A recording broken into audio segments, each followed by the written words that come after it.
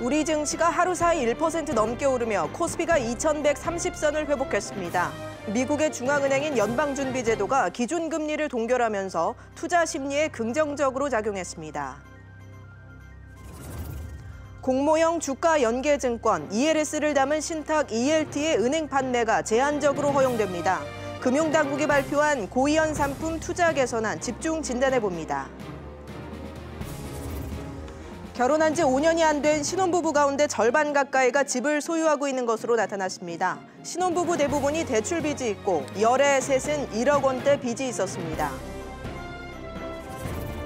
신한금융지주가 내일 차기 회장 후보 5명 가운데 1명을 확정할 예정입니다. 조영병 회장의 연임 가능성에 무게가 쏠리고 있지만 채용 비리 재판 결과가 변수가 될지 주목됩니다.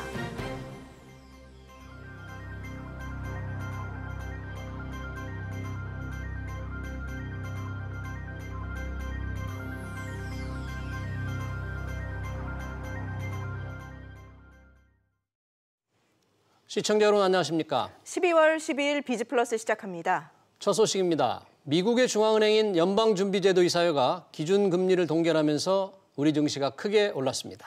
코스피가 2130선을 회복했는데요. 자세한 소식은 취재기자 통해 알아보겠습니다. 신윤철 기자. 네, 신윤철입니다. 네, 코스피와 코스닥 모두 1% 넘게 급등했다고요? 네, 그렇습니다. 코스피와 코스닥 모두 어제보다 1% 이상 올랐는데요. 개장 때부터 상승세로 출발해 종일 강세 흐름을 이어갔습니다. 코스피는 전거래일보다 31.73포인트 오른 2137.35로 5거래일 연속 상승 마감했습니다. 외국인과 기관이 각각 5,081억 원, 3,258억 원어치를 샀고 개인은 8,476억 원어치를 순매도했습니다. 코스닥 역시 7.81포인트 오른 636.94로 장을 마쳤습니다. 네, 주가가 오른 배경, 역시 미 연준의 기준금리 동결 결정이 가장 큰 영향을 미쳤죠? 네, 현지 시간으로 지난 11일 미 연준은 정례 회의를 열어 현행 1.5에서 1.75%인 기준금리를 유지하기로 결정했습니다. 또 내년에도 금리 동결 기조를 이어갈 수 있음을 시사했는데요. 연준이 금리를 동결한 건 경기에 대한 자신감을 보인 것이기 때문에 투자 심리에 긍정적인 요인으로 작용했습니다. 또 미국의 대중국 추가 관세 부과가 연기될 것으로 기대되고 원화 강세에 따른 외국인 수급 개선, 미 필라델피아 반도체 지수 상승에 따른 관련 종목 강세 등도 주가를 끌어올린 요인입니다. 한편 서울 외환시장에서 원달러 환율은 7원 90전 내린 1186원 80전에 마감했습니다. SBS CNBC 신윤철입니다. 대규모 원금 손실이 난 DLF 사태를 계기로 금융당국이 위험성이 높은 금융상품에 대한 대책을 내놨습니다. 당초 고위험 사모펀드와 함께 주가 연계 신탁, ELT도 은행에서 판매를 금지하는 방안이 검토됐는데 은행권이 과도한 규제라며 반발하자 공모형 신탁 상품은 판매를 허용하기로 했습니다. 손서구 기자가 보도합니다. 이른 아침 은성수 금융위원장과 시중은행장들이 한자리에 모였습니다. DLF 사태를 계기로 마련된 고위험 금융상품에 대한 투자자 보호 방안의 최종안을 확정하기 전 은행권의 의견을 듣는 자리였습니다. 은행권의 관심은 단연 신탁상품의 판매 허용 여부였습니다. 금융당국은 당초 신탁상품을 고위험 사모상품으로 분류해 은행 판매를 원칙적으로 금지키로 했는데 이날 간담회에서 은행들의 건의를 받아들여 일부 신탁상품의 판매를 허용키로 했습니다. 투자자 보호를 위해서 자율적으로 잘 하셨다고 해서 믿고 그러면 그 건의를 수용하는 겁니다. 판매가 허용되는 신탁 상품은 주가 연계증권 ELS를 담은 것으로 다만 기초자산을 국내 5개 대표 지수로 제한하고 손실배수가 1 이하인 공모상품으로 한정했습니다. 현재 은행에서 판매되고 있는 신탁 상품의 90% 이상이 여기에 해당돼 은행들로서는 40조 원이 넘는 신탁 시장을 지킬 수 있게 됐습니다. 금융당국은 그러나 강화된 투자자 보호 절차를 적용하고 테마 검사를 실시하는 등 신탁 상품에 대한 규제와 검사를 강화키로 했습니다. 하지만 금융당국이 제시한 원칙이 한 달 만에 후퇴했다는 점에서 또 다른 감론 늘박도 예상됩니다. SBS CNBC 손석구입니다. 경찰이 효성그룹 조성래 명예회장과 아들인 조현준 회장을 횡령 등의 혐의로 검찰에 넘깁니다. 회사 돈으로 각종 형사사건의 변호사비를 댔다는 혐의입니다. 권세욱 기자가 보도합니다. 조 명예회장 부자는 조세 포탈 혐의 등으로 각종 수사를 받는 과정에서 회사 돈으로 변호사 비용을 대납했다는 의혹을 받고 있습니다. 경찰은 혐의 조사를 위해 지난 10월에 조 회장을 불러 조사하기도 했습니다. 혐의가 인정하십니까? 조금 많이 알겠습니다.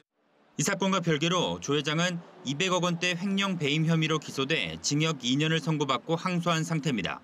조 회장은 주식 재매수 대금 마련을 위해 개인 회사에 179억 원의 손해를 입힌 혐의로 지난해 1월 기소됐습니다. 개인 돈으로 산 미술품을 회사에 고가로 팔아 12억 원 손해를 입힌 혐의와 허위 채용 수법으로 16억 원을 횡령한 혐의도 받았습니다. 집안 문제로 여러 가지 무리를 일으켜서 죄송스럽게 생각합니다. 각종 의혹으로 재판과 수사가 진행 중인 가운데 효성 총수 일가는 4세 승계에 나선 것으로 관측됩니다. 조현준 회장과 조현상 사장의 미성년 자녀들은 최근 40억 원 규모의 회사 주식을 사들인 바 있습니다. SBS CNBC 권세욱입니다. 네, 결혼한 지 5년 이내인 신혼부부 중 절반가량은 불안한 집값에 빚을 안고서라도 집부터 마련하는 것으로 나타났습니다. 취재기자 연결합니다. 장가희 기자. 네, 장가희입니다. 네, 초혼 신혼부부 중에서 절반가량이 빚을 지더라도 결국 집을 사는 것으로 나타났다고요? 네, 그렇습니다. 통계청에 따르면 지난해 11월 기준 최근 5년 이내에 혼인신고한 신혼부부 105만 쌍 가운데 부부 중 한 명이라도 주택을 소유한 경우는 43.8%인 46만 1000쌍으로 집계됐습니다. 집은 구매했지만 빚도 함께 늘었습니다. 초혼 신혼부부 중 금융권 대출 잔액이 있는 부부 비중이 85.1%로 1년 전보다 1.7%포인트 올랐습니다. 대출액 중앙값은 1억 원으로 1년 전보다 11% 늘어났고요. 구체적으로 1억 원에서 2억 원 미만이 30.2%로 가장 많았습니다. 대출이 있는 신혼부부의 절반 이상이 대출 잔액이 1억 원이 넘는 것으로 나타났습니다. 네, 그렇군요. 최근엔 부부가 함께 일하는 가정이 늘어나면서 자녀를 갖지 않은 비중도 높아지고 있다고요? 네, 그렇습니다. 신혼부부 가운데 자녀를 출산하지 않는 부부는 42만 쌍으로 전체의 40%를 차지했는데요. 맞벌이 부부 중에서 자녀가 있는 비중은 54.3%로 외벌이 부부보다 낮았습니다. 맞벌이 부부의 평균 출생아 수도 0.66명으로 0.83명을 기록한 외벌이 부부에 비해서 적었습니다. 아내가 경제활동을 하는 부부 중 자녀가 있는 경우는 53.8%로 아내가 경제활동을 하지 않는 부부의 유자녀 비중보다 10%포인트 이상 낮았습니다. 부부의 합산 소득이 높을수록 자녀 출산 비중도 낮아졌는데요. 1억 원 이상 버는 신혼부부의 자녀 출산 비중은 51.4%였지만 합산 소득이 1,000만 원 미만인 경우 출산 비중이 63.6%에 달했습니다. SBS CNBC 장가희입니다.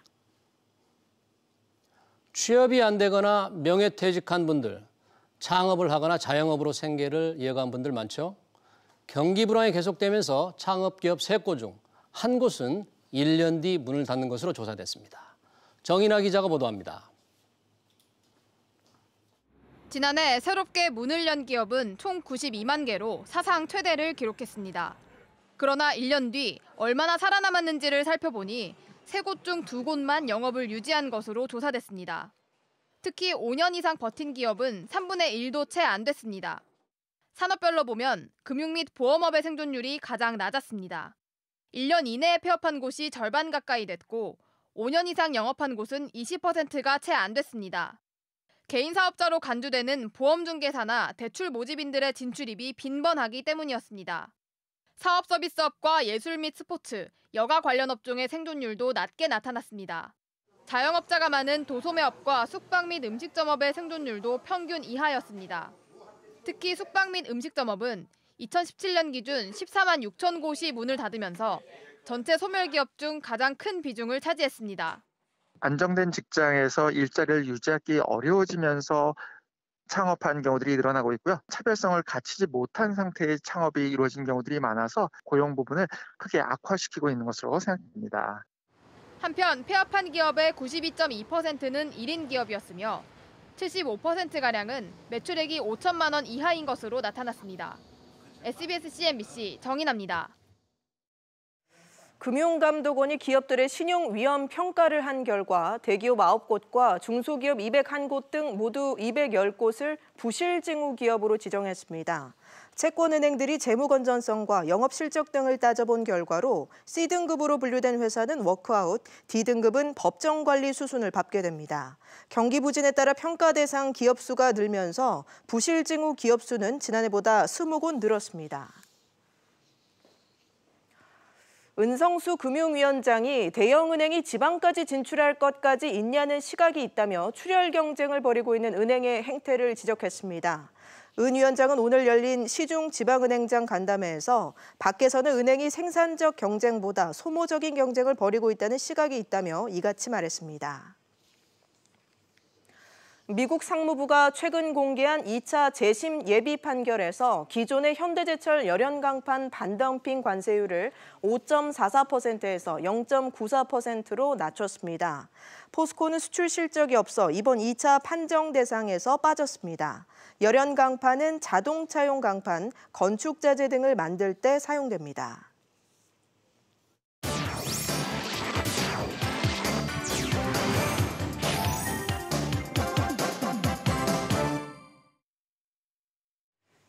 아시아나항공 매각을 위한 협상이 막판 난항을 겪고 있습니다. 금호산업과 HDC 현대산업개발은 당초 오늘로 관측됐던 본계약 체결을 미루기로 했는데요. 어떤 이유 때문인지 또 앞으로 전망은 어떤지 안지혜 기자와 함께 알아보겠습니다. 안 기자, 일단 오늘까지 주식 매매 계약을 체결하기로 했는데 왜 미뤄진 거죠? 네, 금호산업은 지난달 12일에 있었던 이사회에서요. 아시아나의 매각 우선 협상 대상자로 HDC 현대산업개발을 컨소시엄을 선정을 했습니다. 이때 우선 협상 대상자 지위를 한 달 동안 부여를 했습니다. 다시 말해서 오늘까지가 HDC 현대가 매각 측과 단독으로 협상을 진행할 수 있는 배타적인 협상 기한입니다. 때문에 아시아나의 지분 31.05%를 가진 금호와 이를 넘겨받아야 하는 HDC 현대산업개발 간 주식 매매 계약이 오늘까지 이루어질 것으로 관측이 되었는데요. 현재 이 시간까지 그 소식은 들려오지 않고 있습니다. 네, 그럼 계약 조건을 놓고 양측의 의견 차이가 결국 좁혀지지 않는 모양이죠? 네, 양측은 구체적인 계약 조건을 놓고 지난 한 달 동안 계속 협상을 이어가 왔는데요. 금호가 받을 돈인 31.05%의 구주 가격과 반대로 줘야 할 돈인 손해배상 한도가 걸림돌로 꼽힙니다. 그나마 구주 가격은 금호가 한 발 물러서는 것으로 마무리가 된 것으로 알려졌습니다만 더 큰 문제는 손해배상 한도입니다. HDC는 아시아나항공이 과거 기내식 사건과 관련해서 앞으로 과징금 등 리스크를 비용으로 반영을 해놔야 한다 이런 입장입니다. 그러면서 특별 손해배상 한도로 최소 10% 이상을 달라 이렇게 제시를 했는데 금호 측에서는 난색을 보이고 있는 이런 입장입니다. 네, 지금 이런 분위기라면 매각 협상에 판이 깨지지 않을까 이런 생각도 드는데 어떻습니까? 그런데 당장 그럴 가능성은 좀 적은 것 같습니다. 큰 틀에서 합의는 끝났기 때문에 양측 간 협상력을 극대화하는 과정에서 나타나는 지연이다 이런 분석이 더 우세합니다. 물론 절차적으로 보면 배타적 협상 시한이 끝나면 매각 측이 입찰에 참여했던 다른 후보자, 예를 들면 애경 측에게 다시 거래를 제안할 수는 있습니다. 하지만 양측은 배타적인 협상 기한을 늘려서 앞으로 협의를 계속하기로 했고 또 연내 매각 목표에는 변화가 없다라고 재확인을 했습니다. 때문에 연내, 그러니까 2주 안에는 구체적인 결과물이 나올 것으로 보입니다. 네, 그럼 금호그룹 입장에서도 연내 매각이 안 되고 내년으로 넘어간다면 또 좀 불리해지는 건가요? 네, 앞서 금호 측이 산업은행 등 채권단과 맺은 계약 때문에 좀 불리한 측면이 있는데요. 연내 매각이 불발되면 이번 매각의 주도권은 기존 금호산업에서 채권단으로 넘어가게 됩니다. 이 경우 금호산업이 챙기게 되는 지분 매각 대금은 더 낮아지고 이는 곧 금호그룹의 재건에 쓰일 실탄이 더 줄어들게 된다는 뜻입니다. 때문에 특히나 금호 쪽에서 연내 매각 성사에 더 적극적으로 나설 수밖에 없다는 게 대체적인 분석입니다. 알겠습니다. 안 기자 얘기 잘 들었습니다. 사업 중단 위기에 놓인 타다가 이용자들을 대상으로 지지 서명 운동을 벌이고 있는데요. 국토교통부가 오늘 플랫폼 업계와 만나서 논란이 되고 있는 역외군수법 개정안이 모빌리티 산업을 안정적인 제도적 틀 안으로 끌어들이기 위한 것임을 강조했습니다. 그러면서 기여금 면제 등 중소 모빌리티 스타트업들의 진입 장벽을 낮추겠다고도 밝혔습니다. 조슬기 기자와 함께 자세한 얘기 나눠보겠습니다. 조 기자, 네. 어서 오십시오. 먼저 타다가 지금 진행 중인 서명운동 어떻게 전개되고 있습니까? 네, 지지 서명운동 하루 만에 6만여 명의 지금 이용자가 참석했습니다. 네. 이 숫자가 어제 오전 9시 기준 자료인데요. 타다의 모회사 소카 측은 이후 공식적인 참여자 수를 현재 공개하지 않고 있는데 타다 이용자 여론이 아직 나쁘지 않다는 점을 감안했을 때 숫자는 더욱 늘었을 것으로 보입니다. 또한 일반 이용자들도 타다 규제 법안을 재고해달라는 국민 청원 글을 청와대에 올리며 타다 지킴이를 자처하고 나선 상황입니다. 이재용 소카 대표도 자신의 페이스북에 타다는 새로운 이동 시장을 만들어가고 있고 사람들의 이동 습관 또 문화를 바꿔나가고 있다며 사업 중단 위기 속 여론전을 이어갔습니다. 네, 이런 가운데 국토부가 오늘 규제를 완화하고 지원을 하기로 약속을 했다고요? 네, 오늘 업계와 간담회 자리를 가졌습니다. 국토부는 현재 타다 금지법으로 불리고 있는 이 여객 자동차 운수법 개정안의 추진 현황을 업계와 공유하고 또 업계의 의견을 듣는 간담회 자리를 가졌는데요. 카카오를 포함해 마카롱, 파파 등 10여 곳의 업체가 이 간담회에 오늘 참석했는데 국토부는 개정안이 타다 금지법이 아닌 타다 지원법을 거듭 강조했습니다. 특히 이 법제화 이후 업계가 우려하고 있는 플랫폼 운송 면허에 대한 이 택시업계와의 기존 상생 기여금 부분과 관련해 일정 규모 이하 중소 스타트업에 대해선 면제 또는 감면하겠다 이런 입장을 밝혔습니다. 직접 들어보시죠. 특히 일정 규모 이하의 중소 스타트업에 대해서는 우선 플랫폼 운송 사업 허가에 수반되는 기여금은 일정 수준으로 성장할 때까지는 면제하거나 대폭 감면하는 등 진입장벽을 최소화하겠습니다. 네, 또 오늘 간담회에 관심을 모았던 타다는 참석하지 않았습니다. 네, 타다가 이렇게 주춤한 사이에 카카오는 대형 택시 사업을 시작했죠? 네, 카카오 모빌리티가 타다에 대항할 대형 택시 운송 서비스를 개시했습니다. 카카오티 벤티 서비스라는 이름의 서비스를 시작했는데요. 아직 정식 서비스는 물론 아닙니다. 기술 검증 차원에서 서울에서 이 100여 대를 한정해 어제 오후부터 베타 서비스에 돌입한 상태인데요. 타다 서비스와 다른 점은 택시 면허를 기반으로 했다는 점입니다. 다시 말해 현행법의 테두리 안에 있다는 뜻인데 따라서 앞으로 타다와의 갈등 또한 예고하고 있는 상황입니다. 일단 타다 측은 국회와 정부를 의식해서 다양한 서비스들이 시장에 나오는 것은 환영할 일이다 이렇게 밝혔는데 택시 규제 완화를 통한 서비스와 함께 대여 사업 기반의 사업들에 대해서도 규제 완화가 함께 이루어져야 한다 이런 공식 입장을 밝혔습니다. 네, 조 기자 수고했습니다. 지난달 말 회장 선임 절차에 착수한 신한금융지주가 내일 차기 회장 후보 1명을 최종적으로 확정합니다. 지난주 금융당국이 현 지주 회장의 채용 비리 재판 관련해 법률적인 우려를 전달을 했는데요. 그대로 선출 작업을 이어가는 겁니다. 박규준 기자와 함께 자세히 짚어보겠습니다. 박 기자, 예. 금융당국의 경고에도 불구하고 지금 회장 선임 절차를 계속 이어가는 분위기인데 내일 최종 후보가 확정이 된다고요? 네, 맞습니다. 내일 오후 1시 40분이 되면요. 이 차기 신한금융지주 회장 후보가 누구인지 알 수 있게 됩니다. 신한금융지주 회장 후보 추천위원회는 내일 오전 8시 40분부터 해서 12시까지 이 후보군 전체 5명에 대한 면접을 순차적으로 진행하기로 했습니다. 첫 면접자는 보시는 것처럼 이명진 신한카드 사장이 나서기로 했고요. 두 번째 면접자는 조용병 현 신한금융지주 회장으로 알려졌습니다. 이 회추위원들은 오후 1시부터 이 최종 후보 1명을 확정하기 위한 토의에 들어가고 그 결과를 이만우 회추위 위원장이 직접 나서서 1시 40분에 언론에 공개하기로 했습니다. 네, 아무래도 관심사는 현재의 조용병 회장이 연임이 성공하느냐, 그게 아닐까요? 네, 맞습니다. 내일 면접을 보는 최종 후보군은 앞서 말씀드렸다시피 조용병 회장 포함해서 총 5명입니다. 주력 계열사 대표인 진옥동 신한은행장이 현직으로 포함됐고 이명진 신한카드 사장 포함됐습니다. 기존까지 유력한 회장 후보였던 위성호 전 신한은행장 또 민정기 전 신한 BNP 파리바 자산운용사장은 전직으로 후보군에 포함이 됐습니다. 금융권 안팎에선 현 조용병 회장이 호실적으로 리딩뱅크를 지켜냈고 또 상대적으로 약체였던 이 보험 부분을 인수합병을 통해서 키워냈기 때문에 실력으로는 이 조용병 회장 연임에 손색이 없다는 평가가 많습니다. 하지만 다음 달에 채용비리 1심 재판 결과가 나오는데요. 이게 연임 여부와 그 이후에 조 회장 행보 등에 영향을 줄 것이라는 평가가 있습니다. 네, 그래서 금융당국이 법률 리스크 우려를 전달을 했었는데 이 채용비리 재판이 구체적으로 좀 어떤 식으로 영향을 주게 될까요? 우선 다음 달에 나오는 건 1심입니다. 1심인데 신한금융 내부 규정상으로 보면 다음 달에 유죄로 나온다고 해도 회장직을 수행하는 데에는 규정상 문제가 없습니다. 내부 규정을 보면요, 금고 이상의 확정 판결, 그러니까 대법원 판결까지 나고 5년이 지나지 않을 경우에 결격 사유가 있습니다. 다음 달에 1심 판결에서 설령 이 금고 이상의 형이 나온다고 해도 연임하는 데는 문제가 없는 겁니다.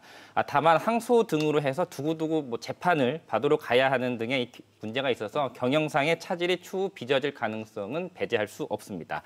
또 이 하나은행의 경우에는 금감원의 경고를 받은 이후에 전에 하명주 전 행장이 연임을 포기한 바가 있는데요. 신한금융지주는 경고를 받았지만 아시는 것처럼 이 아랑곳하지 않고 회장 선출을 강행한다는 점에서 이 금융감독원의 입지가 좀 추락했다라는 뒷말도 무성하게 나오고 있는 상황입니다. 네, 박 기자 잘 들었습니다.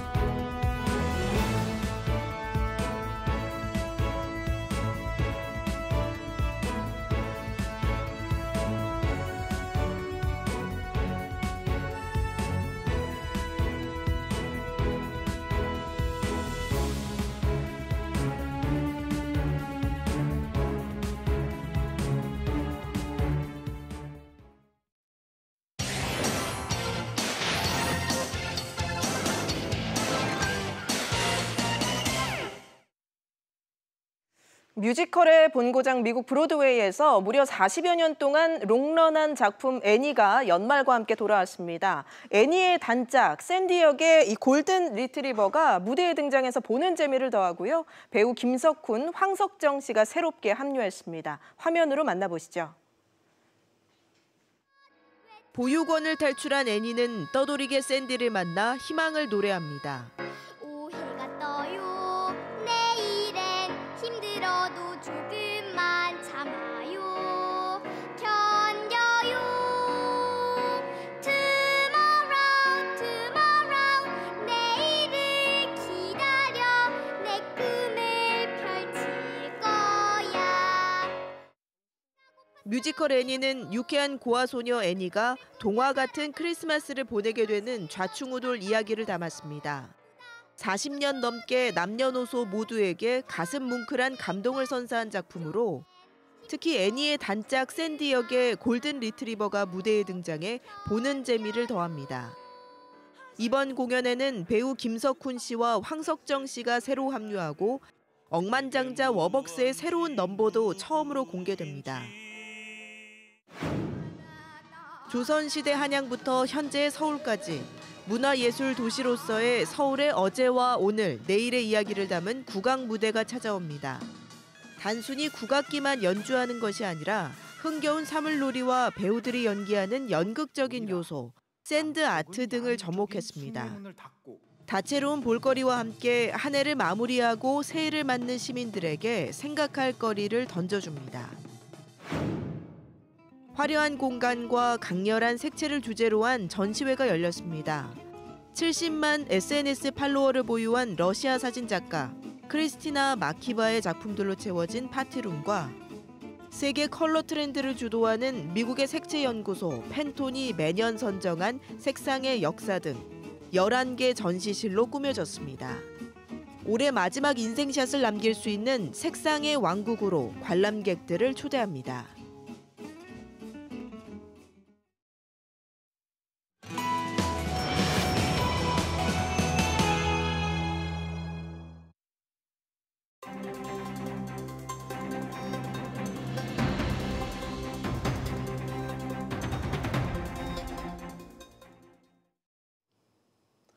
오늘 오전은 은성수 금융위원장이 은행장들을 불러 쓴소리를 했습니다. 하지만 직후에 발표된 개선안에는 은행권의 요구대로 일부 ELT 상품 판매가 허용됐습니다. DLF 파장에 대한 해당 은행에 대한 중징계 수위에 관심도 모아지고 있습니다. 금융당국 역시 책임론에서 자유로울 수 없다는 지적입니다. 오늘 집중진단에서는 DLF 사태와 관련해서 송수영 중앙대 경영경제대학 재무금융교수 그리고 정철진 경제평론가와 함께 짚어보겠습니다. 두 분 어서 오십시오. 네, 안녕하십니까. 네. 안녕하세요. 정철진 평론가님, 네. 오늘 은성수 위원장이 아마도 공식적으로 은행자들과 첫 미팅을 한 것 같아요. 그렇습니다. 지난번에 이제 그 DLF 사태 때문에 여러 가지 말이 많아서 몇 가지 그 대책을 내놨는데 네. 은행들이 좀 반발이 있었잖아요. 네. 오늘 나온 개선안이 그러니까 지난달 11월에 나온 개선안과 좀 어떻게 달라졌는지 좀 설명해 주시죠. 네, 오늘 뭐 집중적으로 파헤쳐 볼 텐데요. 네. 큰 아웃라인, 개요부터 먼저 설명을 해드리면 말씀하신 대로 은성수 금융위원장이 공식적으로는 이렇게 많은 은행장들과 다 만난 적은 처음입니다. 아하, 네. 지금 19개 네. 지방은행 대표들까지 다 왔거든요. 네, 네. 첫 만남이었었는데 질타했다는 내용이 지금 거의 핵심입니다. 그래서 왜 질타했을까? 방금 말씀하신 것처럼 오늘 또 금융위에서 DLF 관련한 뭐 분쟁 조정의 결과가 첫 번째 나오지 않았었습니까? 네. 그래서 그거에 대한 것을 염두라도 한 듯이 네. 계속해서 질타를 했는데 현재 은행들 특별한 수익 모델 없다. 뭐 대표적으로 여신 뭐 소비자들한테 돈 빌려줄 때 그 몇십 년 전 거 신용평가 모델 아직까지 쓰고 있느냐 뭐 네. 그런 얘기를 계속했었고 이제 뭐 중금리 대출 좀 많이 하고 변화와 도약을 위한 전화회복의 기회로 삼아라라고 이야기를 끝내게 됐고요. 네. 실질적으로 이제 금융위원회에서 오늘 DLF 관련한 아주 자세한 이야기들을 네네. 펼쳐지게 됐거든요. 네네. 그거에 전반적으로 한번 이렇게 네. 은행들에게 이야기를 꺼낸 게 아닌가 싶고 네. 오늘 나온 DLF 판매 뭐 네. 큰 틀에서 은행들의 평가를 좀 해보자면 한숨 놓았다 이렇게 볼 수가 있습니다. 은행의 요구가 받아들여졌다 뭐 그런 그렇죠. 거죠? 네. 뭐 조금 이따 하나씩 보겠지만은 네. 은행 입장에서는 DLF 파생 결합증권 상품도 중요하지만 ELS 이 주가지수 연계지수 이 신탁 상품이 정말 부피가 크거든요. 네. 규모가 이것은 일단은 판매할 수 있는 쪽으로 가닥을 잡았기 때문에 네네. 은행장들 뭐 처음엔 좀 혼났지만 네네. 질탄 받았지만 조건부 허용이라는 뭐 한숨 돌렸다는 평가가 지배적입니다. 네네. 네, 송 교수님, 지금 우리 정철진 평론가님이 자세히 설명을 했는데 은행 신탁에서 ELS를 담은 이제 신탁을 지난달에는 금지하려다가 이번에 다시 허용을 했거든요. 네. 결국은 이 문제가 투자자 보호에 별 문제가 없다고 판단한 겁니까? 어떻게 평가를 하세요? 다시 허용을 하기로 바꾼 것은? 예, 일단은 뭐 ELT라고 이제 네. 우리가 얘기를 하게 되는데 주가 지수가 됐던 뭐 주식 개별 주식이 됐건 거기에 그것이 변동하는 거에 따라서 이제 네.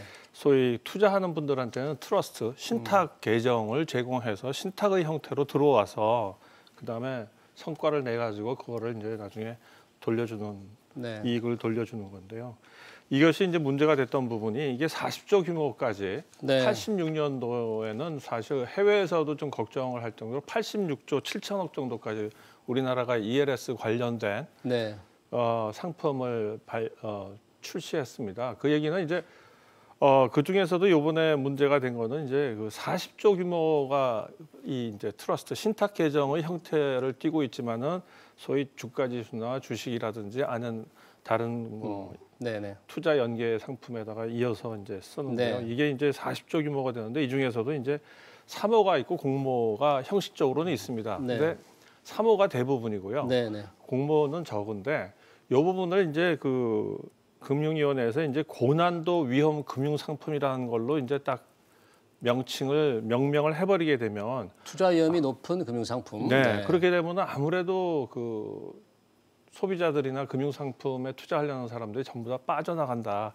그래서 이제 은행이나 이쪽에서는 이 부분을 굉장히 좀 적어도 공모 쪽에 있어서만은 좀 이거를 지금 화면을 보니까 네. 원금 손실 가능성 20%를 넘는 파생 상품을 고난도 금융 상품으로 네. 규정을 했군요. 네. 네, 그런데 ELS 은행에서 파는 그 ELT가 네. 사실 이번에 심각한 사태를 불러일으켰던 네. DLF와 큰 차이가 있습니까 없습니까? 네, 사실은 뭐 성격적으로 봐서 네. 큰 차이가 없는데요. 네. 거기서 우리가 ELS, ELT, DLF 뭐 이렇게 돼 있을 때 L이라는 거는 항상 링크드라는 것으로 연계돼 있다는 것을 그건 네. 고정 상수입니다. 네네. 근데 뒤쪽에 마지막에 있는 뒤쪽에 있는 알파벳 글자는 뭘 나타내는가 하면 네. 이거를 투자 고객들한테 팔려고 할 때 채권 형태로 팔든 아니면 계좌 아니면 양도성 예금 증서 네. 아니면은 이거를 뭐 주식 그러니까 그 자체의 주식이죠.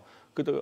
그렇게 하거나 이제 그런 식으로 아주 다양하게 그거는 얼마든지 제공할 수 있는데 앞에 있는 이제 글자 알파벳 글자가 이제 뭐가 되는가 하면 다른 주식이라든지 다른 주가 지수라든지 아니면 심지어는 다른 회사들의 신용도 네. 부도날 가능성이라든지 이자율이라든지 원자재라든지 네.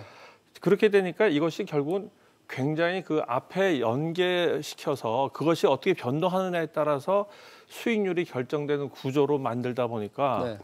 이것이 사실은 어떻게 보면은 파생상품적 성격을 가지게 되고 어떤 기초자산이 되는 것이 성과가 어떻게 되느냐에 네. 따라서 그 결과가 바뀌는 그렇죠. 그 말씀을 들어보니까 이번에 DLF도 해외 금리를 기준으로 그렇습니다. 했단 말이죠. 네. 기초자산이. 네, 네. 금리가 오르락 내리락 하는 게 사실 주가보다도 더 폭이 클 수가 있습니다. 그렇기 때문에 그렇죠. 위험성이 굉장히 높은데 이번에 그 은행의 고난도 위험 상품 판매를 정평론가님 좀 제한적으로 허용했잖아요. 그렇습니다. 그런데 뭐 몇 가지 지수 기초자산을 어떻게 추정하고 몇 가지 기초자산을 추정하도록 되어 있습니까? 5개인데요. 그러니까 네. 결론부터 다시 말씀드리면 일단은 ELT인데 아마 시청자분들 ELS, 그러니까 이건 증권사에서 가입하는 게 ELS고 은행에서는 사모 신탁 형태로 이제 ELT라고 부르니까 뭐 ELS로 생각하시면은 큰 뭐 개념 정리는 되실 것 같습니다. 그런데 판수는 있기는 있되 제약 조건을 달았는데 첫 번째 ELS라는 게 어떤 기초자산의 변동에 따라서 약속을 하는 거거든요. 수익률이라든가 손실에 대해서. 근데 그때 기초자산은 5개밖에 안 된다. 5개의 코스피, S&P, 니케이, 유로스탁, 홍콩. 이쪽밖에는 안 된다. 그 외에는 변동성이 크고 위험하다고 본 것이죠. 그다음에 이거 판매할 때는 파생상품 전문 자격증이 있는 사람만 팔아야 된다라는 조건도 붙였었고요. 또 하나가 이제 녹취 숙려제도 같은 것들이 기존에는 고령엔 필수가 붙어 있고 일반 고객에는 이게 필수는 아니거든요. 근데 아까 말한 것처럼 뭐 설명하고 나서 좀 생각해 보세요라는 숙려 기간이라든가 녹취라든가 이게 전 고객으로 한해서 이 상품을 팔 때는 무조건적으로 해야 된다라는 뭐 상당히 많은 좀 제약을 거쳤고 또 하나가 발행 액수 있지 않습니까? 발행 액수. 이거는 기존에 발행한 액수를 넘지 못하게 약간 애매하고 볼멘 소리가 나올 수 있을 텐데 그래도 오늘 은행 반응들이 전반적으로 괜찮았던 게 이거 못 팔 줄 알았거든요. 근데 어쨌든 팔기는 팔게 되니까 저게 42조, 43조인데 뭐 진짜 기계적으로 수수료 1%라고만 해도 4천억짜리입니다. 근데 그러니까, 판매량을 이제 아까 말씀하신 대로 지난 11월날 현재 잔고로 묶어둔다 그러면 영업을 더 해서 늘리고 싶은 사람들 또 그게 수익이 좀 될 것 같으니까 가입하고 싶은 투자자들은 한도를 못 넘으니까 실질적으로는 더 가입하기 어렵게 되는데. 그렇죠. 그러나 은행 입장에선 이렇게 한 산을 넘고 나면 그다음에 좀 잠잠할 때 발행액에 대해서 또 요구를 하려는 뭐 그런 좀 중장기적인 포석이 있지 않을까 이렇게 예상해 봅니다. 예, 지금 말씀하셨죠. 은행 입장에서는 사실 지금 현재 뭐가 걱정인가 하면 이것이 고난도 위험 상품으로 명명이 되면서 고객들이 빠져나가서 이걸 해지하고 중도계약 해지하고 그러면은 아까 40조 규모, 42조 규모 굉장히 부담이 크게 됩니다. 왜냐하면 은행들 입장에서는 이 돈을 다 마련해서 돌려줘야 되거든요. 그러니까 이거를 적어도 고난도 위험이 것에서 빼주게 되면은 그거를 이제 그 위험을 피할 수 있고 또 이게 이제 그 사실상 금융위에서도 이거를 금지시키려고 했던 이유 중에 하나가 사실상 공모라고 해도 이 신탁 계정이나 거기에 투자하는 거는 거의 사모 형태로 모집이 될 수밖에 없습니다. 신탁이라는 건 어떻게 운영해달라고 이렇게 요구하는 거니까 사모 성격이겠죠. 근데 뭐 자기가 그 돈을 집어넣고는 거기에 대해서 어느 정도 운영하는 거에 대해서는 뭐 사실 간섭은 사실 뭐 리미티드 파트너라고 해서 그렇게 많은 간섭은 못합니다. 이제 그래서 그 대신 이것이 신탁 계정의 자체의 가치를 절대 훼손시켜서는 안 된다는 그런 계정 이제 그 저희 계약 조건이 있는 거죠. 그래서 은행 입장에서는 그런 의미에서 지금 이제 위험이 이제 넘어간 상태고 앞으로는 지금 오늘 사실 키코 분에 대한 것도 분쟁위원회에서 키코 사태에 대해서 오늘 있었습니다. 분쟁위원회가.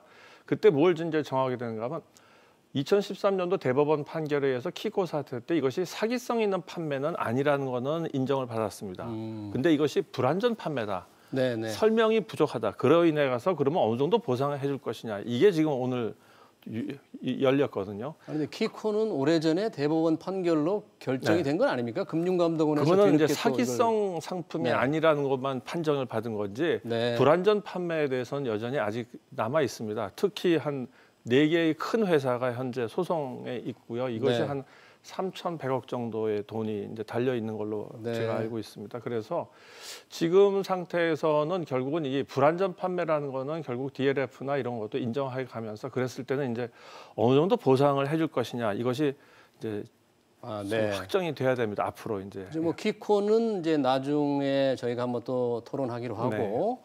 이 문제 DLF 배상 문제를 좀 논의해보기 전에 아까 이 투자 상품을 조금 투자자 보호를 강화하기 위해서 녹취제도, 숙려제도를 도입하기로 했잖아요. 근데 숙려제도라는 게 가입한 뒤에 마음이 바뀌면 취소할 수 있다는데 그렇죠. 가입한 뒤에 갑자기 주가가 폭락해가지고 손해를 보면 그 숙려제도 기간에 은행과 투자자 중에서 누가 책임을 져야 됩니까? 근데 이제 숙려 기간이 있을 때는 바로 사인을 하면 그때부터 시작되고 있기 때문에 그럴 경우에는 역시 투자자 책임이 되는 것이죠. 투자자 책임으로. 그런데 그때 내용도 같이 판매할 때 공개를 하는 것이 이제 맞는 것이죠. 투자자들이 그걸 수용할지 모르겠습니다. 네, 그렇습니다. 자, 오늘 발표된 내용과 함께 역시 우리가 관심이 갖는 게 DLF 사태에서 배상 비율. 금융감독원이 분쟁 이제 조정해서 결정을 했잖아요. 그때 40%에서 60%로 했는데 이거에 대한 고객들의 불만, 정철진 평론가님 어떻습니까? 고객들의 불만이 뭐 쉽게 받아들이기 어려울 것 같아요. 그렇습니다. 그래서 당장에 오늘 뭐 지금 시위도 나서고 있고요. 고객 중에 상당수는 이번 사태를 일단 사기로 지금 보고 있거든요. 그러니까 여기를 조정을 받아들일 수가 없다. 이거는 사기 사건으로 검찰한테 가야지 왜 금융당국의 조정 절차를 밟았느냐라는 이제 그런 불만이 나오고 있고 또 하나 이제 조금 이따 자세히 하나씩 보겠지만 지금 세부 배상 기준에 대해서 굉장히 받아들일 수 없다는 입장입니다. 이게 좀 복잡하고 공식적으로 공개된 건 아니거든요. 어떨 때는 배율이 높아지고 어떤 상황에서는 배율이 낮아지고 하는 그런 비분에 있어서 거기에 대해서 강력 반발을 하고 있는데 참고로 말씀드리면 이번에 사태에서 손실이 개개인마다 다릅니다. 만기에 따라서 가장 적었던 손실은 35%, 많은 손실이 지금 98%까지 나왔던 사안인데 거기에 비해서 지금 배상 비율은 40에서 80%. 그러니까 이 부분에 있어서 계속해서 지금 이제 당시 투자자들은 사기다. 공개를 하지 않았다. 배상 기준을 공개해달라고 또 요구를 하고 있군요. 그렇습니다. 근데 금감원에서 당시 발표할 때 6건의 대표적인 사건을 통해서 배상 비율을 40%에서 80%로 했잖아요. 사기라 그러는데 투자자들의 책임 뭔가 그런 것도 있을 것 같은데 송 교수님은 어떻게 이 배상 비율 문제에서 논란이 될 수 있는 무조건 받아들이기 어렵고 그렇게 막을 수도 있는지. 물론 그 투자자들 입장에서는 이것이 사기성이라고 판결되면 사실 금융위원회가 나설 일이 아니게 되고 이거는 만약에 승소하게 되면 100% 보상이 되는 거고 거기다가 처벌 민간소송으로 이제 보상금까지 받을 수 있기 때문에 다른 이슈가 되는데요. 사실 어떻게 보면 DLS라는 것이 2011년도 그 이전에 2008년도 금융위기와 경제위기 이후에 이것이 도입된 가장 큰 이유 중에 하나가 성장률이라든지 이자율이 이게 자꾸 떨어지다 보니까 뭔가 위험의 변동성은 있긴 하지만은 즉 그래서 수익의 변동성이 있긴 하지만 크게 그래도 돈을 벌 수 있는 약간의 기존의 이자보다는 훨씬 많이 벌 수 있는 그런 식의 상품을 이제 투자자들이 찾으면서 이것이 나오게 된 거거든요. 그래서 기본적으로 이거에 대해서는 아까 불완전 판매라고 우리가 얘기하게 됐을 때는 이것이 앞으로 예를 들어서 가장 좋은 예가 우리은행에서 이제 독일 국채를 기준으로 했을 때 독일에서의 그 시장 금리 자체가 마이너스로나 점점 내려갈수록 그 국채 자체의 가치는 올라가게 됩니다. 근데 이렇게 되면은 소위 그 DLF로 판매했던 우리은행 측에서는 권리를 행사할 수 없기 때문에 이익을 못 내고 손실을 보게 돼요. 근데 이렇게 거의 100%까지 손실 볼 가능성이 있다는 거를 설명을 해줬냐. 근데 저는 이거를 판매하는 은행 측에서도 사실 어떻게 보면 정확하게 판매자들도 이해를 못했을 가능성이 상당히 높은 이유가 은행들은 자세히 판매를 설명을 또 했다고 주장할 수 있겠죠. 뭐 번역해가지고 거기에다가 설명은 돼 있겠지만 그것이 왜 그렇게 되는지에 대한 설명은 약간 이제 이것이 베리어 옵션이라는 걸로 이제 설명이 해야 되는데요. 그런 부분이 있기 네. 때문에 상당히 투자자들한테 판매하는 측 자체에서도 몰랐을 가능성이 상당히 높습니다. 아하, 네. 그래서 이 문제는 결국 미국의 경우 같은 경우는 이런 말이 있습니다. Know your product. 네가 판매하는 제품이 뭔지를 분명히 알고 있어야 된다. 금융회사가 정확하게 알고 투자자한테 판매해야 된다. 그러면 정확하게 알고 있는 상태인데 그거를 일부러 설명하지 않았다 그러면은 이거는 사기가 될 가능성이 되게 높겠죠. 네, 근데 이번 분쟁 조정은 사기 여부를 기준으로 한 건 아니죠. 아닙니다. 아무래도 불완전 판매가 있느냐, 은행의 그 위험관리 실태가 제대로 돼 있느냐, 뭐 이런 거일 텐데 만약에 지금 정철진 평론가님, 만약에 이 투자자들 지금 받아들이기 어렵다고 그랬는데 금감원이 제시한 가이드라인 이거를 받아들이기 어렵다면 어떤 절차로 앞으로 진행이 될 수 있습니까? 아마 일부 투자자도 이 형사 사건으로 아마 사기 쪽으로도 시작을 한 것으로 알고 있고요. 이미 소송을 했죠. 준비하면서 나가고 있고 사기의 가장 큰 이제 논거라고 할까요? 주장하는 피해자들에서는 이 뭐 우리은행 하나은행 같은 경우에 본사의 개입 여부들이 확인됐다라고 지금 주장을 하는 거예요. 이게 무슨 얘기냐? 이미 해당 상품들이 위험하다는 것을 본사 차원에서 내부 경고를 했더라는 자료들이 확인이 됐다라는 거예요. 그것은 적어도 이 상품은 위험한 것이고 그렇다면 알고도 은폐했다라는 요 대목에서 이제 과연 사기죄를 적용할 수 있냐 이제 그런 싸움이 될 것 같은데 지금 이것과는 별도로 이거를 받아들이려고 하는 측에서도 이 첫 번째 보상이 시작되는 게 불안정 판매 인정 비율이 50% 쉽게 50%를 받아야 그때부터 배상의 자격이 주어지거든요. 근데 이 불안정 판매 인정 비율 50%라는 게 뭐며 그러면 어떤 사람 경우에는 불안정 판매로 돼 있지만 어떤 투자자는 인정 못 받으면 아예 이번에 배상에서 빠져버립니다. 그러니까 여기서부터 되는 반발. 그다음에 이제 불안정 판매 비율 50%를 넘고 나서도 어떠한 경우에는 막 이 보상이 늘어나서 80%까지 가고 또 어떠한 경우에 또 깎습니다. 뭐 과거에 ELS 한 10번 투자해본 경우가 있다 그러면 또한 10점 깎고 막 이런 거예요. 아마 그러니까 투자자들 중에서도 과거 투자 경험이 있는 베테랑 투자자들도 있을 거예요. 그분들은 아예 못 넘었을 거예요. 그러니까 조건에도 못 들어왔을 겁니다. 그것 때문에 그러니까 그런 분들은 배상 비율이 낮겠죠. 맞습니다. 그런 분들은 이제 사기 쪽으로 아마 갈 가능성이 높겠죠. 네네. 송 교수님, 그러면 이 배상 비율 문제가 그렇게 쉽게 결론이 안 날 것 같은데 역시 투자자들 문제와 금융회사의 이 시스템, 위험관리 시스템 문제가 있는데 이거 관련해서 해당 경영진에도 어떤 책임 문제가 거론될 수가 있나요? 지금 이 상품을 특히 가격을 이제 공정 가격이라고 해야 되겠죠. 왜냐하면 이 구조를 안 다음에 이것이 발생할 가능성이라든지 이런 것들을 고려해서 어떻게 하면은 그 공정 가격이라는 거는 이제 만들고 사는 사람이 양쪽에서 똑같이 이해한 조건 하에서 그것이 공정 가격이라고 우리가 얘기하는데 지금 일단 그런 공정 가격 자체가 형성된 것이 없고요.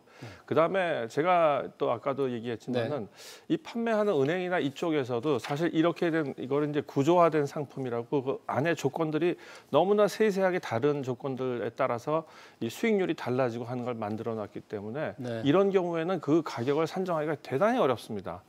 그러니까는 이거를 판매하는 측에서도 그거를 완전히 이해했다. 경영진에서 이해했다. 가능성은 있는데 예를 들어서 독일 국채에서 금리가 그렇게 마이너스가 될 가능성은 지난 100년을 봐도 가능성은 거의 없었다. 근데 금융위기 이후에는 가능성은 분명히 좀 있을 가능성은 있었거든요. 왜냐하면 유럽 중앙은행이나 이런 데서 마이너스 금리로 내려간 적은 있지만 독일은 워낙 건전하니까 그럴 리가 없을 거다. 이렇게 되고 오히려 독일에 대해서 그 어떻게 보면은 독일 국채가 인기가 확 올라가 보니까 가격이 올라가서 이것이 그 수익률이 마이너스로 되는 이것 때문에 이제 급격하게 손해가 발생할 가능성이 있다가 이게 또 회복이 돼 버렸어요. 그러니까 이런 경우에 있어서 이제 어느 정도 이것이 위험성이 있지만은 시간이 지나고 나서는 회복될 가능성도 있고 바로 이런 문제 때문에 이제 아까 배상 비율을 얘기할 때 불안전 판매라는 것이 어느 정도 판매하는 측에서의 책임이 어느 정도 있느냐. 아까도 말씀드렸지만 완전히 알고 있으면서 그 속였으면 이건 100% 사기가 됩니다. 근데 사실 잘 모르는 상태에서는 이쪽에서도 미안하지만 우리도 이거에 대해서 참 설명할 그게 자신이 없었고 그다음에 이쪽 구입하는 측에서도 완전히 나는 ELS고 뭐고 DLF고 이거 생전 처음 들어보지도 못했지만 이거는 뭐 양도성 예금 증서와 다름없답니다. 이렇게 얘기를 했으면 이거는 이제 완전히 그 사기성에 가까운 게 되겠지만 그 부분에 있어서 아주 세밀한 부분에서 서로 그 차이가 많이 날 수가 있어요. 이것 때문에 법적 공방이 결국 벌어지고 상당한 그 결론이 나오기까지는 상당한 시간이 필요하겠네요. 아, 그렇죠. 그리고 이게는 오히려 사기성이라고 주장하는 측에서는 정말로 사기라는 거를 입증해야 되는 책임이 그쪽에 있기 때문에 굉장히 어렵습니다. 그래서 사실 키코 사태 같은 경우도 사실 상당히 그 사기성에 있어서는 좋지만은 이제 불안전 판매 쪽에서 이제 그쪽으로 분쟁조정위원회로 간 거죠. 네, 정철진 평론가님. 방금 이제 그 배상 비율 문제가 결국 참 위험한데 이 아까 우리가 징계 경영진의 징계 얘기를 했잖아요. 하나금융의 경우에는 나중에 관련 서류를 뭐 없앴다 뭐 이런 얘기도 있는데 이 부분은 좀 가중처벌 될 수도 있나요? 될 수도 있을 텐데 은행 입장에서는 약간 좀 모순적인 역설적 상황에 빠진 것 같아요. 만약에 스스로 이게 판매사 혹은 판매 지점 쪽에서 일종의 이제 징계를 끝낸 것과 그 본사에 뭐 누구까지 이제 개입되는 건데 이게 왜 제가 무수구 역설적이라고 얘기를 했냐면 만에 하나 본사의 뭐 경영진 해당 상품의 최고 임원까지도 중징계를 했다라고 하면 이것은 결국 무슨 의미냐? 해당 은행의 잘못을 스스로 또 인정하는 거 아니겠습니까? 그러니까 사기 사건으로 소송됐던 부분들을 고발하지 은행 스스로도 저렇게 임원급까지도 중징계를 했다라는 근거를 댈 테니까 은행은 제가 조심스럽게 예측하면 최대한 뭐 핵심 임원급의 중징계는 늦추고 일단은 판매사 쪽, 판매 쪽 직원을 먼저 좀 처벌하는 일종의 꼬리 자르기부터 먼저 시작하지 않을까 이렇게 좀 예측을 해봅니다. 네, 오늘 발표한 내용 중에서 이제 배상 비율 말고도 사모펀드의 최소 투자 단위를 1억 원에서 3억 원으로 올리는 게 나왔거든요. 원래는 이게 5억 원에서 1억 원 낮춰졌는데 거꾸로 가는 것 같은데 이거에 대해서 송 교수님은 어떻게 평가하십니까? 저희가 그 사모펀드를 참여하는 사람들을 좀 늘리려고 사실 그렇게 1억으로 낮춘 거고요. 그다음에 3억으로 지금 가는 거는 그 위험을 충분히 알고 그다음에 그 여력이 있는 사람들이 사모펀드라는 거는 사실 들어가야죠. 그리고 사모펀드에 들어간다는 거는 일종의 그 손실을 뭐 무한 책임은 아니지만 당연히 자기가 투자한 돈에 있어서 어느 정도 원금이 어느 정도 보장되는 수준이 있을 수는 있긴 하겠지만 물론 투자하는 그 운영진에 따라서 달라집니다. 하지만은 적어도 그 사모펀드에 들어가는 사람들은 적어도 재산도 충분히 있거나 아니면 그다음에 그 위험을 충분히 인식하고 그러면서 그런 사람들이 들어가야지 1억 정도로 낮췄을 경우에는 오히려 또 대출을 받아가지고 들어가는 경우에는 이게 유동성 부족으로 인해서 사실 뱅크런 사태가 발생하듯이 사모펀드 런도 발생을 잘 하거든요. 그런데 정철진 평론가님, 뭐 3억 원으로 올리는 게 투자자 보호를 위해서 필요한 측면도 있지만 거액 자산가들만 사모펀드에 가입해서 좋은 투자 기회를 얻는 건 아닌가. 그런 불평도 좀 불만도 있을 것 같아요. 그래서 개인적으로 좀 아쉽습니다. 왜냐하면 5억 원에서 1억 원으로 낮췄을 때 그 논리가 현재 공모와 사모, 사모펀드에 더 뭐 꼭 그렇진 않지만 신경을 더 쓴다거나 더 뛰어난 우리가 운용의 혜택을 서비스를 받을 것으로 예측이 되는 거거든요. 근데 그걸 이제 1억을 다시 이번에 3억으로 상향 조정을 했는데 그런 건 이런 거죠. 한 계좌에 3억 정도 할 사람은 돈이 많으니까 손실 좀 봐도 뭐 된다라는 건데 기회 상실의 측면도 봐야 될 것 같습니다. 네, 알겠습니다. 자, 오늘 이 문제 저기 금감원의 발표를 놓고 우리 정철진 평론가님 그리고 송수영 교수님 고맙습니다. 네, 고맙습니다.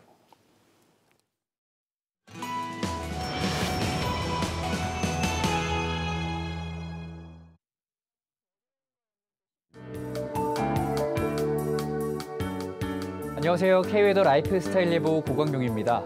오늘 아침 집 나서실 때 많이 추우셨을 텐데요. 서울의 아침 기온이 영하 3.5도까지 내려가 어제보다 3도가량 낮은 기온 보였습니다. 다행히 어젯밤 중서부 지역을 중심으로 내려졌던 한파특보는 오늘 오전 10시를 기해 해제됐지만 한낮에도 서울의 낮 기온 3.4도로 쌀쌀한 날씨를 보였습니다. 내일도 서울의 아침 기온이 영하 3도로 추운 날씨가 이어지겠으니 옷차림 두텁게 하고 나오셔야겠습니다. 이렇게 북서쪽에서 찬 공기가 들어옴에 따라 기온은 내려갔지만 미세먼지가 물러가 오늘은 종일 맑은 하늘 보실 수 있겠습니다.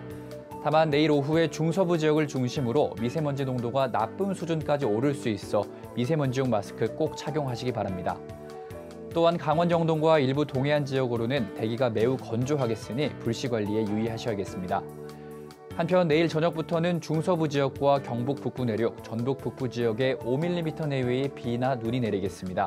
강원 산간에는 1cm 내외의 눈이 내려 쌓일 것으로 보입니다. 중부지방 아침 기온 인천 영하 1도, 춘천 영하 6도로 춥겠고요. 한낮에는 대전 8도, 수원이 6도까지 오르겠습니다. 동해안 지역 아침 기온 속초와 강릉 영하 1도 보이겠고 낮 기온 강릉 9도, 울진 11도까지 오르겠습니다. 남부지방 대구의 아침 기온 영하 4도로 시작하겠고 낮 기온 광주 10도, 부산 12도까지 오를 것으로 보입니다. 이번 주 일요일까지 서울의 아침 기온 0도 안팎 보이며 춥겠습니다. 또한 모레 중부지방에 비나 눈 소식 들어있고 다음 주 화요일에는 전국적으로 비가 내리겠습니다. 날씨였습니다. 은행 고객이 막대한 손실을 본 DLF 사태. 사실 사건 발생의 근원은 초저금리에 있습니다. 1, 2%라도 수익을 더 내고 싶은 고객, 이들을 유혹하는 금융회사의 탐욕, 그 틈새에 무서운 리스크가 도사리고 있습니다. 비즈플러스 저희가 준비한 소식은 여기까지입니다. 잠시 후 7시에 뉴스 프리즘이 이어집니다. 시청해주신 여러분 고맙습니다.